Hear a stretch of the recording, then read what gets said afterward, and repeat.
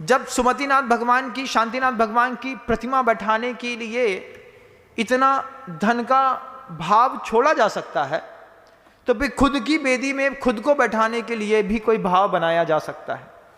जब भगवान को बैठा रहे हो, प्रभु को जब बेदी में बैठा रहे हो, तो प्रभु से बोलना, मंदिर जाओ, प्रभु को बेदी में बैठा हुआ देखो, तो भगवान के सामने खड़े होकर के बोलो, प्रभु मेरे भी दिन आएंगे, मैं भी इस बेदी में बैठूंगा। जितनी बात प्रभु से बोलोगे, आज आपका दिन आया है, आप बेदी में बैठे हैं, मेरा भी दिन आएगा, मैं भी बेदी में बैठूंगा, इसलिए मैंने बेदी का दान दिया है, इसलिए मैं भी भगवान बनूंगा, इसलिए मैंने जिनबिम का दान दिया है, मैं भी शिखर पर पहुंचूंगा, इसलिए मैंने शिखर बनवाया है, मुझे भी अष्टम वसुधा में अपना कलशारोहण करना है, इसलिए मैं भी कलशारोहण कर रहा हूं, मुझे भी अपना झंडा गाड़ना है इस धरती पर ऊंचा, तो मैं वहां पर ध्वजारोहण कर रहा हूं। कोई भी धार्मिक क्रिया को अपने साथ जोड़कर के जीने का प्रयास करिए। आपने भगवान का महाद्वार बनाया, इसका मतलब है कि आप अपने लिए मुक्ति का दरवाजा खोल रहे हैं। इधर से उधर जोड़िए। जम सक्कई तम की रही, तजम न सक्कई तहेव सद्दहणम। आचार्य कहते हैं, जो कर सकते हो वो अपनी ताकत से करो, जो नहीं कर सकते हो उस पर श्रद्धा करो कि मैं ये भी कर सकता हूं, मैं ये करूंगा एक दिन। महंगी साड़ी नहीं खरीदते बन रही ना, महाव्रत लेते नहीं बन रहा, घर छोड़ते नहीं बन रहा, तो अनुव्रतों की हल्की साड़ी तो खरीदो, उसमें वांग मनोगुप्ति दान निक्षेपण लोकित पान भोजनानी पंच क्रोध लोभ भीरुत्व हास प्रत्याख्यान अनवीच भाषणम चपंच। एक और सूत्र रख दिया कि घर के अंदर का नियम ले लो, 4 महीने घर के अंदर क्रोध नहीं करेंगे। महाराज क्रोध न करें तो एक दिन घर न चले। पत्नी 30 साल पुरानी हो गई, ओल्ड स्टॉक, लेकिन आज तक कुछ नहीं समझी। क्या नहीं समझी? आज भी थाली में बैठते हैं तो उससे बोलना पड़ता है, दाल में नमक ज़्यादा डाल दिया, तुमने अभी लूसा में मोन ज़्यादा कर दिया है, जीरा मन में अभी मिर्ची नहीं डली है। 30 साल बाद भी पति को अगर अपनी पत्नी से धन के भोजन के मामले में समझना पड़े, मतलब समझना कितनी बेमेल जोड़ी है। 30 साल से पति कितना एडजस्ट कर रहा होगा। क्या एडजस्टमेंट है महाराज। एक दिन नियम ले लो, तुमको तुम्हारे घर के अंदर तुम्हारा पुण्य पता चल जाएगा। एक दिन नियम ले लो कि मौन से भोजन करेंगे, कुछ नहीं मांगेंगे। देखें हमारे पुण्य में घर में क्या मिलता है। थाली लगा दो, इतना बोल दो बस, थाली लगा दो। फिर देखो वो 2 रोटी परसेगी और अपने बच्चे को नहलाने धुलाने उधर चली जाएगी। पता चला 2 रोटी खा करके हम बैठे हैं, अब आएगी तब आएगी, अब आएगी, नहीं आएगी। तुम्हारी किस्मत में 2 रोटी थी, तुमने खा ली ना, पानी पियो निकल लो यहां से, नहीं आएगी। तुम घर के अंदर भिखारी हो, तुमको जरा जरा सी बात में, ए भाई दाल दे दे।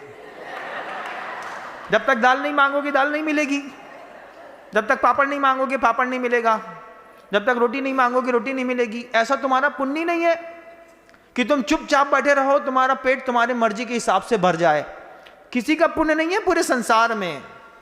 कोई पत्नी इतनी समझदार आज तक नहीं मिली किसी पति को कि पति की भूख समझ सके और पति की भूख के हिसाब से भोजन करा सके। ऐसी आज तक पत्नी नहीं मिली।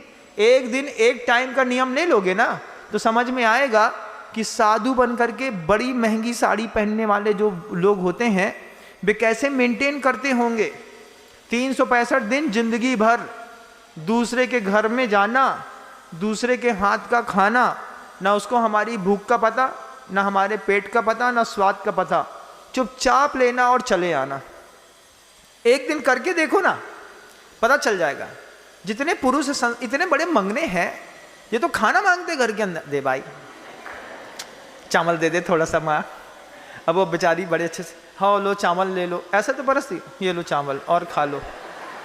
क्या प्यार से परस्ती है? हे पतिदेव आपके लिए चावल समर्पयामी, आहा ऐसा जाएगी। और जैसे वो अन्ना लोग होते हैं ना, ऐसे चावल डालते हैं, खट खट एक बार 2 बार थाली में बजा देते हैं, ऐसे वो थाली में जे चावल खा लो। बेचारा वो खाता पीता चला जाता, अपने आप को मालिक समझता है, कुछ नहीं है तुम्हारे हिस्से में, कुछ भी नहीं। अब क्या है महाराज, जीवन है। आचार्य कहते हैं, गुरुदेव कहते हैं, पिताजी कहते हैं कि 4 महीने का जितना सौदा पड़ जाए उतना तो करके देखो। क्रोध घर के अंदर नहीं करेंगे, लोभ घर के अंदर नहीं करेंगे, घर वालों को डराएंगे नहीं। घर वालों को डराने की भी बड़ी आदत रहती है, लगातार घर के अंदर इतना मेंटल प्रेशर बड़े क्रिएट कर देते हैं कि सामने वाला घबरा जाता है, भागता है बच्चा घर से। अगर आपका बच्चा डाइनिंग हॉल में आए और बच्चा उठ करके दूसरे कमरे में चला गया, मतलब आपके और आपके बच्चे के बीच में जनरेशन गैप और फैक्शन लगातार बढ़ रहा है। पिता और पुत्र दोनों एक ही सोफा सेट पर बैठ करके और टीवी देख लें, समझना परिवार की सबसे बड़ी उपलब्धि है। नहीं तो जैसे ही पुत्र की टीवी चालू होती है, पापा आए, बच्चे ने टीवी ऑफ करी, जीरो न्यूज आज तक लगाया और चुपचाप ऊपर, बोले क्यों, तुम्हारे गणेश जी आ गए हैं, अब हमसे ना बनेगा। ऐसे ही होता है ये घर का जनरेशन गैप। तो अब चूंकि अब वो बेंगलोर आना था, अब वो आ गया, बेंगलोर आ गया, वहाँ पे ट्रेन आ गई, यहाँ पे मेरा टाइम हो गया, तो मैं क्या करूँ, और बोलना है लेकिन टाइम नहीं है क्योंकि स्टेशन आ गया। स्टेशन आ गया तो पिताजी बोलते हैं, यार प्रोफेसर साहब अब बाद में बात करेंगे, पहले ट्रेन से उतर जाओ फिर देखते हैं। यही बात मैं कहता हूँ कि आगे का संवाद अपन फिर देखेंगे। शब्दों को विराम देता हूँ। गुरुदेव श्री विद्यासागर जी में जा वाणी के ज्ञान से सूझे लोकालोक, सो वाणी मस्तक नमो सदा देत हूँ दो। हे जिन वाणी भारती तो हे जपो दिन रैन, जो तेरी शरणा गहे सो पावे सूझ।